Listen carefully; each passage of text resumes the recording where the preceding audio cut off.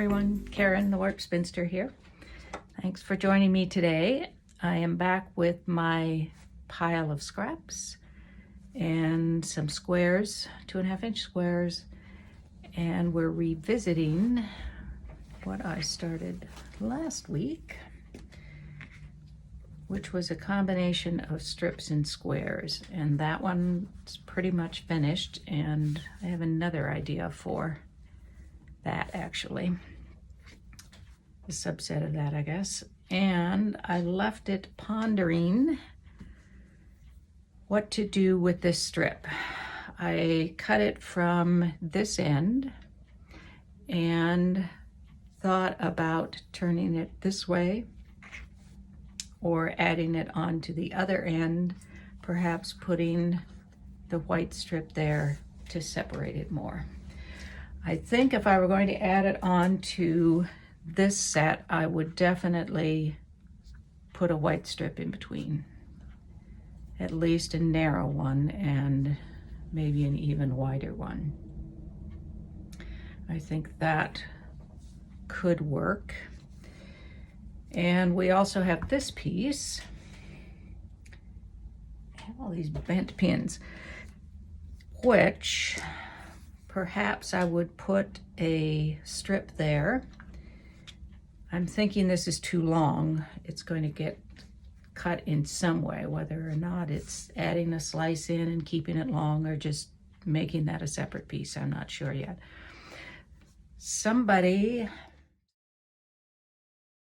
It was a good idea to try, and that is to take this piece from here and do a diagonal slice across that with it, which is an idea with some merit. Gotta tuck this under, it's just too long no matter how you look at it. It's a possibility. Wonder what it would look like with white on either side of it. For some reason this is really looking like a circus tent to me. These are. There's nothing wrong with that. No, I think I kind of like that with that white strip in there. Maybe this could serve as both sides if I put it in the middle. Not quite. Okay. And then white strip there. This in between. That's kind of interesting. Could maybe live with that. And I don't know if this is really the length I want for this piece either. I want to cut a little bit off both ends of that. It just feels like this one needs a little something more. Maybe it's because these are big pieces and these are long pieces. I'm not sure what it wants, but it seems to me it wants something more. Not sure about that yet. I'm going to set that aside for a moment and work on this. I think I am going to, first of all, put white strips on either side of this cutout piece and then slice this and add it in. Then I'll worry about the length there. That's actually not a bad length right there. But I'll worry about that after I get these two pieces sewed, and then I shall be back. So now, thinking about reevaluating the width on those because I don't want them to be too wide. And I think those are going to be, if I just use a 1/4-inch seam there, I think that's just going to be wider than I want them to be. I'm going to cut it at 1/2 inch, which will give me 1/4 inch, and I think that will be all right.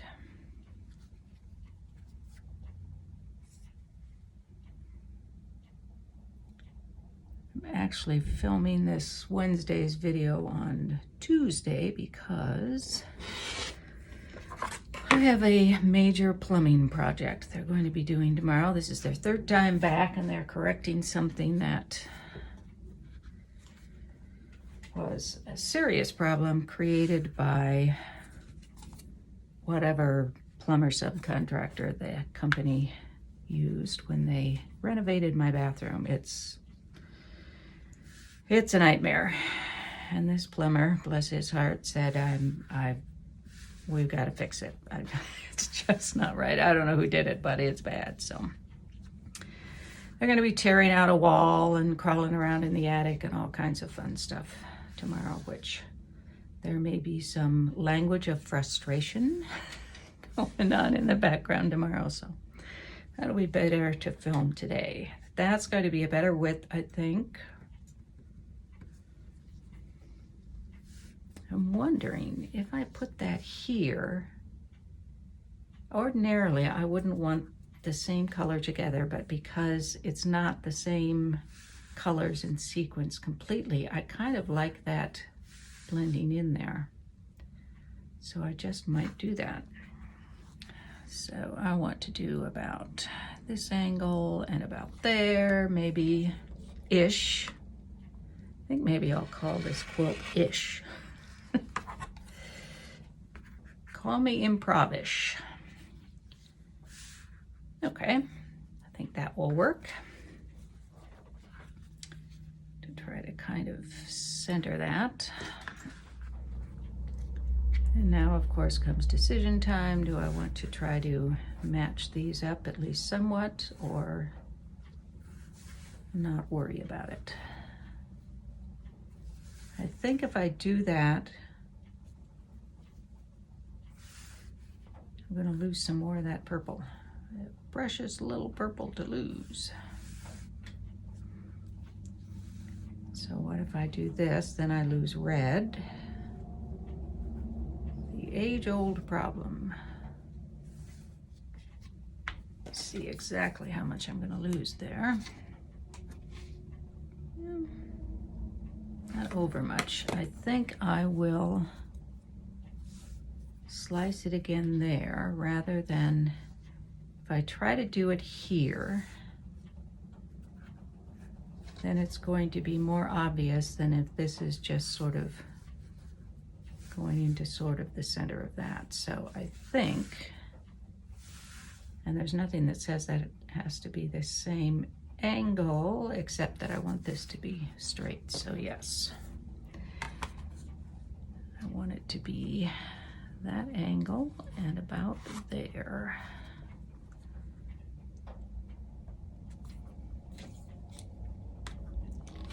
Here I'll have another little crumb to use somewhere.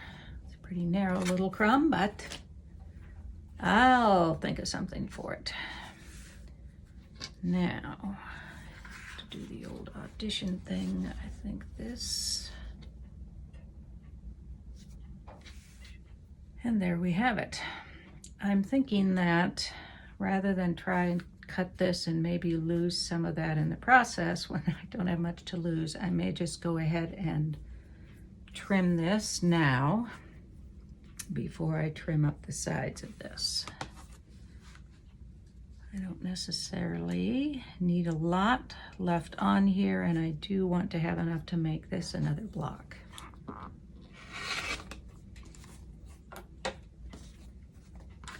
So that is another project, and now I can square up these sides.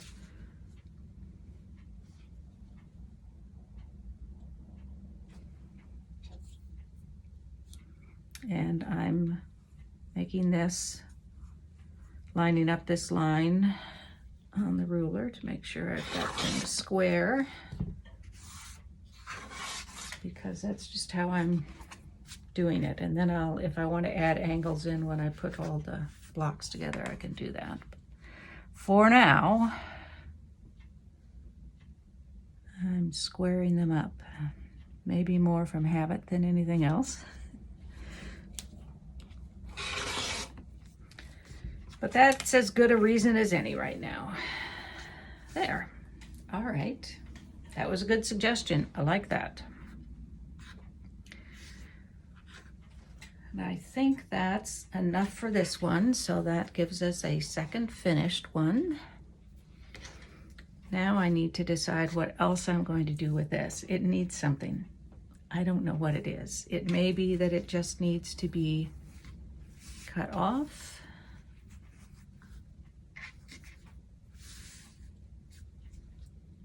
Maybe that's all it needs. And then I have more strips to put somewhere else. And back, I just had to get rid of all that schmutz on the mat. I'm not a little bit OCD, mind you. All right. I think it's okay if I make that smaller.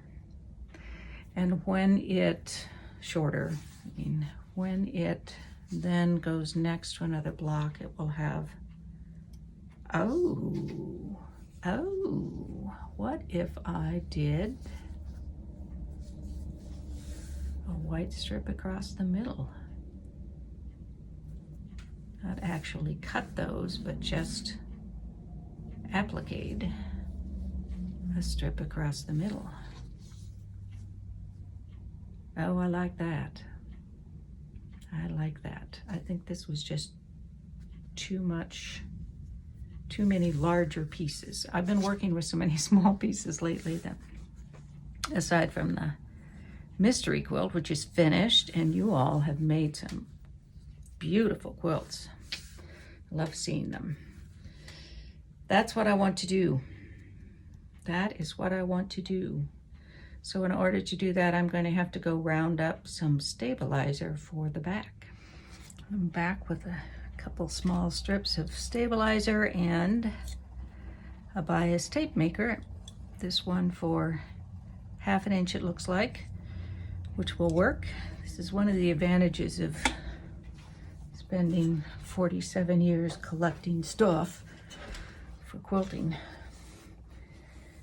It's in a drawer somewhere. All right, this strip is a little wide for what I need, so I'll trim it back a bit. And you've all watched me make bias tape with these before, so I will just be back when I have finished feeding this through. I did not cut this strip on the bias, so it's not really bias tape. I don't need the bias on it, I just need something straight, so that will work. And I'm just going to leave these two ends on until I get this stitched, in case it shrinks up a bit. So I just need to put my stabilizer underneath it. I'll probably put in a couple of pins just to keep me going relatively straight. Do I want to go straight?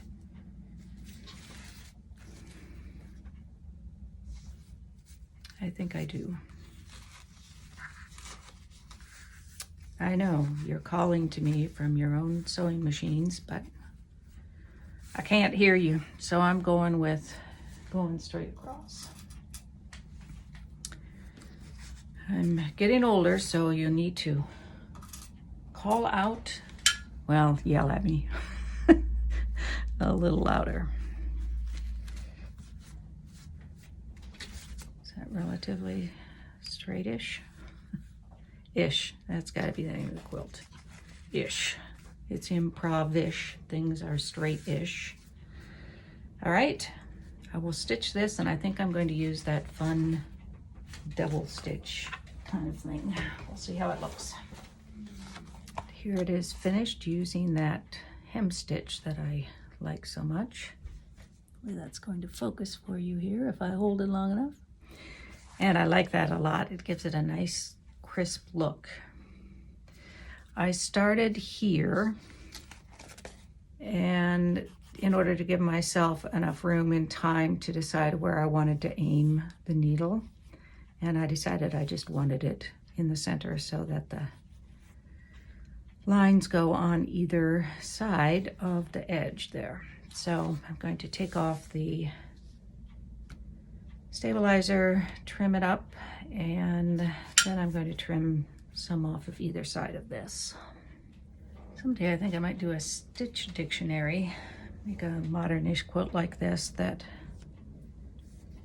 I do some applique or just along the edges of what I've pieced, and just do some stitches so that I have actual examples of it instead of just the little tiny pictures on my machine. All right, before I trim any of this off, I want to reevaluate it in this length. Let me trim this off. It's a little distracting. And I like it as far as it goes. I just don't know that I want it to be that large. Nor do I know that I want it to be symmetrical so that it's the same, so that this is centered. I don't think I do, actually. So I'm going to cut this piece off the top and use that in another piece somewhere.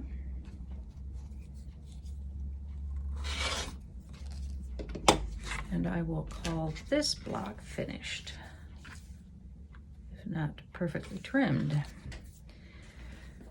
And that gives me 3 blocks from this strips and squares, 3 different ways.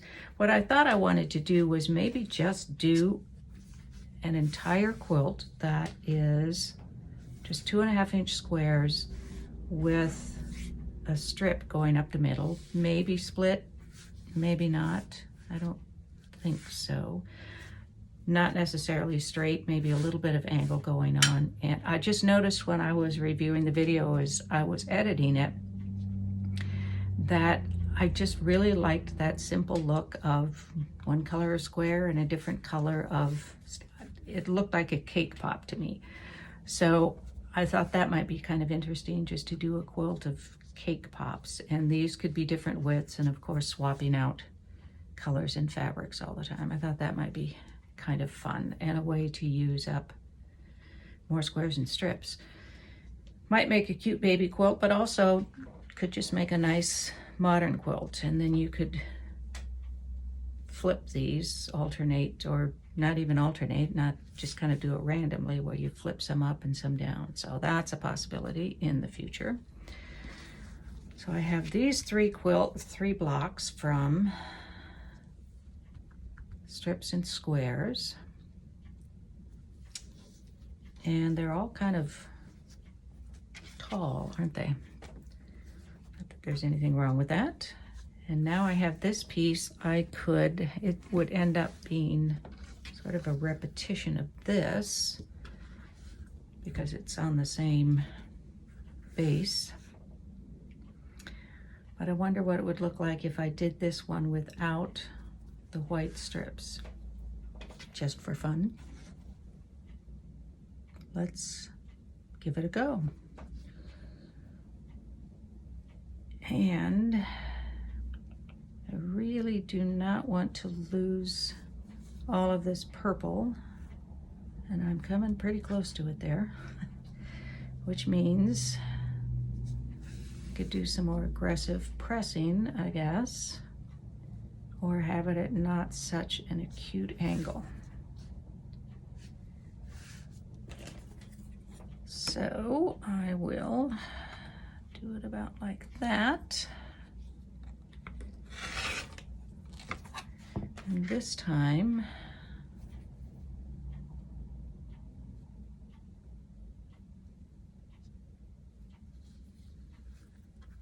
sew it without bordering it with white.